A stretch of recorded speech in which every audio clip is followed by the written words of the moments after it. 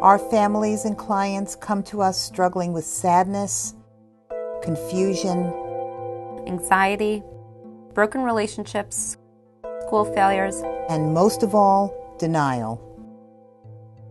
They're in pain, depressed, scared. And at the same time are relying on drugs and alcohol to numb the pain. This is what we call co-occurring problems or disorders. And so when they walk in the door, they're lost. And one of our first things that we want to do is make them feel comfortable. Let them know they're not alone. And that we're here to help them.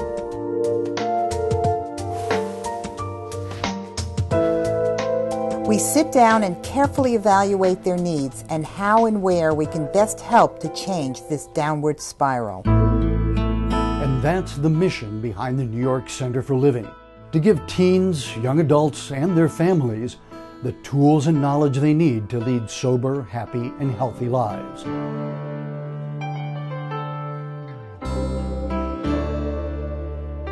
As you're about to see, it's a challenge everyone here at the center works hard to meet. What you're not going to see are our clients. To protect their confidentiality, we won't show them, nor even use their voices. But the words are theirs, written by them. Except for the staff, everyone else in this video is simply helping us portray what goes on here day in, day out, all year long.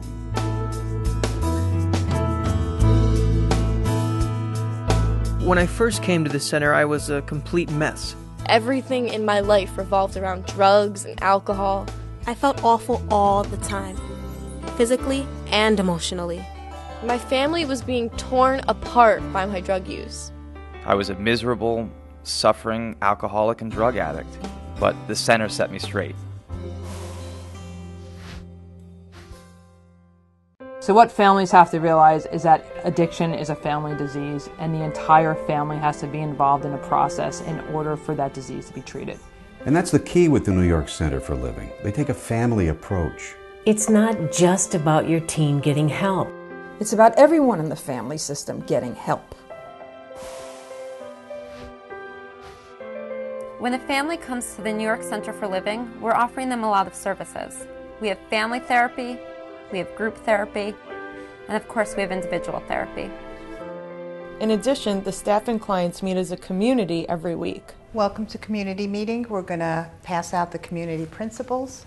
Also, we strongly emphasize the 12-step model of sobriety and our community principles. We're an abstinence-based program that we believe is essential to the recovery process.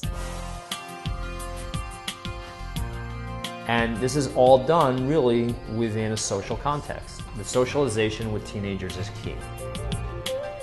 They're connecting with other teens who share the same goal. Call it sober socialization.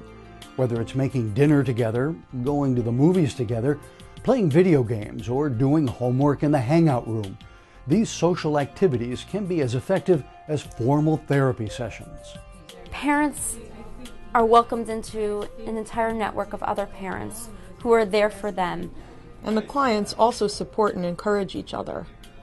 Some of the most effective programs are the sessions where families come together for open, frank, professionally guided discussions. The multifamily group sessions were an extremely important part of my recovery at the center. My family and I have learned to communicate. We cry, we yell, we laugh.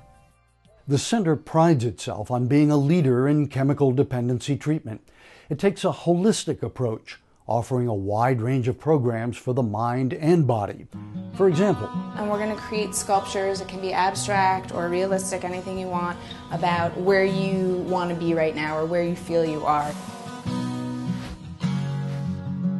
The goal of our therapy here is to provide kids with a different tool that they can maybe use on their own when they're not at the center, and to expose them to a nonverbal, non-judgmental way of coping. Sometimes it's just easier to express yourself through art, and I think it allows us to understand the inner workings of some of these kids in a way you just can't get out of language. Inhale, raise your arms. Exhale, swan dive all the way to the ground. Yoga is a tool to calm the mind and find a greater sense of relaxation. It's a physical practice that can have emotional, psychological, and spiritual benefits. The idea is to help clients learn to replace the substances they're abusing with something else that will make them feel good about themselves. Could someone cut the tomatoes? The goal of the nutrition group is to expose the teens to healthier foods and prevent them from transferring one addiction to another, meaning substances to sugar or processed food, to provide an environment where they can socialize with one another, make new friends, and motivate each other and support each other. I think what makes the center really special is the involvement and commitment that we ask the parents to have, not just the adolescents and young adults.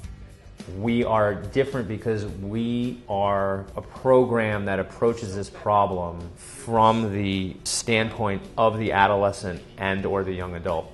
We don't approach it from an adult model and try to kind of fit it into an adolescent model. We all work together as a community, helping our families achieve and sustain sobriety and emotional health and well-being. The success of any treatment program is measured by the success of the lives it touches. Listen.